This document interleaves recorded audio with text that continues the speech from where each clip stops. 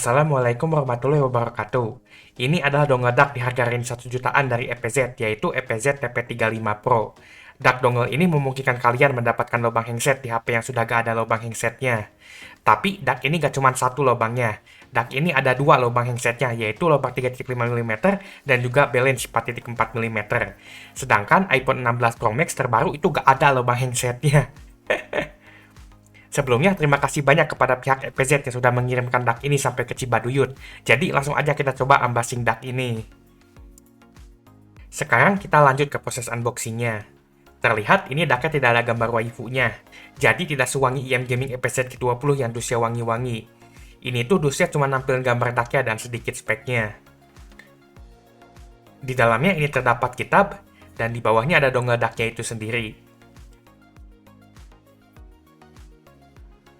Setelah itu, di dalamnya ada aksesori tambahan seperti kabel USB-C to USB-C.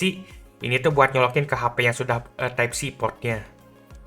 Selain itu, ada juga konverter USB-C to USB-A buat colok ke komputer, laptop, atau HP yang masih pakai micro USB lewat OTG. Ya, itu aja isinya, nggak ada photocard waifu sayangnya. Untuk speknya, DAC ini memiliki port USB-C yang kabelnya bisa dicopot dan tidak permanen. Jadi, kalau kabelnya putus atau rusak, tinggal ganti aja. Untuk chip DAC-nya ini pakai Cirrus Logic CS431982 biji. Di depannya ada plastik transparan yang buat ngeliatin itunya si DAC-nya. DAC ini mendukung audio 32 bit 384 kHz dan DSD 256. Jadi DAC ini sudah mendukung high res. Untuk build quality-nya, DAC ini tuh sudah pakai metal dan terasa solid seperti Fury Indonesia. Di sebelahnya ini ada tombol buat atur volumenya. Sayangnya ini kadang volumenya nggak ke-save dan harus diatur lagi setiap colok. Untuk pilihan warnanya, EPZ TP35 Pro ini tersedia dalam warna silver, hitam, dan gradient. Kebetulan unit yang saya bahas ini warna gradient. Ini itu cuma beda warnanya aja, suaranya sama persis. Dan terakhir, untuk portnya, DAC ini memiliki dua port. Yang pertama ada 3.5 mm yang memiliki power 113 mW, dan juga port 4.4 mm balance yang memiliki power 262 mW yang lebih badag. Selanjutnya, kita akan bahas sound quality dari DAC ini. Untuk suara yang dihasilkannya ini bergantung dengan cans atau handset yang kalian pakai. Untuk bassnya ini cukup deep, tapi gak deep banget. Tapi yang paling spesial tuh ini bassnya beneran jadi kerasa banget tekstur dan detailnya. Untuk vokalnya ini menjadi semakin tebal dan detail. Di sebagian lagu ini tuh jadi lebih itu wangi-wangi si vokalnya, walaupun ini DAC dusnya gak ada waifunya. Dan untuk treble-nya, dari ekstensinya ini bagus dan juga smooth, tidak kasar. Cuman sayangnya agak terlalu bright. Dari tonalnya ini lebih ke arah bright, dan kalau dipasang di handset yang bright tuh bakal kepedesan, jadi cocoknya tuh buat di-pair ke handset yang warm. Dan dari teknisnya seperti yang saya bilang tadi di bagian bassnya, teknisnya itu bagus banget dan detail suara goibnya itu keluar semua. Saya sempat dengar suara goib baru gara-gara pakai DAC ini. Saya coba colok DAC ini ke beberapa IM dan headphone saya, berikut adalah hasilnya. Pertama saya coba colok ke IM KZ EDC Pro.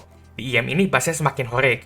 Vokal yang awalnya tipis jadi sedikit lebih tebal dan treble-nya menjadi lebih smooth walaupun jadi agak kepedesan. Selanjutnya saya coba colok ke IM SIMGOT EW300. Di IM ini bassnya jadi semakin lebih tebal. Namun masih tetap cepat si bassnya. Untuk vokalnya ini menjadi lebih tebal dan juga lebih detail. Tapi yang paling signifikan kerasa itu si ekstensi treble-nya makin kerasa dan juga semakin smooth. Setelah itu saya coba juga di IM EPZ G20. Ini IM vokalnya agak tipis, tapi setelah pakai DAC ini jadi lebih tebal dan agak mending. Dan terakhir saya coba pasang di headphone Beyerdynamic DT880 yang 250 ohm. Ini headphone berat banget, namun DAC ini masih bisa ngangkat pakai volume rata kanan. Tapi ini tuh masih ada rasa agak-agak kurang ngeluarin potensinya menurut saya. Tapi kalau dibandingin sama colok HP atau dongle DAC yang lebih lemah, ini tuh cukup jauh bedanya. Selain itu karena DAC ini bright, ini tuh jadi agak-agak kepedesan si suaranya. Sama seperti handset gaming EPZ G20 yang saya bahas kemarin, kalian bisa lihat videonya di channel saya. EPZ TP35 Pro ini juga bisa pakai aplikasi Workplay buat diatur EQ atau DSP-nya. Kalian tinggal download aplikasi Workplay-nya, lalu install dan colok DAC-nya ke HP. Kalau gak ada masalah, ini tuh bakal minta izin akses dan kalian harus kasih aksesnya. Setelah ini, kalian bisa atur EQ DSP-nya di aplikasi Workplay dan atur suaranya sesuai keinginan kalian. Tapi kalau jujur sih, saya lebih suka yang mati EQ-nya, karena saya gak suka pakai EQ, saya lebih suka EQ off seperti kesukaan Indraki.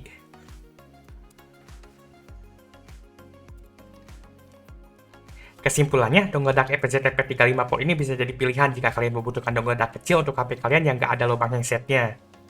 DAC ini memiliki kualitas suara yang jauh lebih baik dibandingin langsung colok rata-rata HP yang kualitasnya biasanya tuh asbun dan asal bunyi. Untuk di harga 1 jutaan menurut saya ini worth it. Kualitas suaranya sesuai dengan harganya. Dan juga dari kualitas suara, fitur beserta build quality-nya itu bagus. Untuk kekurangan dari dongle ini, yang saya rasakan tuh ada di tonalnya yang agak kurang cocok buat handset yang bright. Dan juga volumenya suka kadang tidak tersimpan. Jadi setiap colok itu harus diatur lagi. Selain itu, dongle ini juga agak vampir dan bikin baterai HP jadi boros. Tapi itu sesuai sih sama power yang dikeluarin si dongle-nya. Itu saja sekian dari saya, semoga video ini bermanfaat.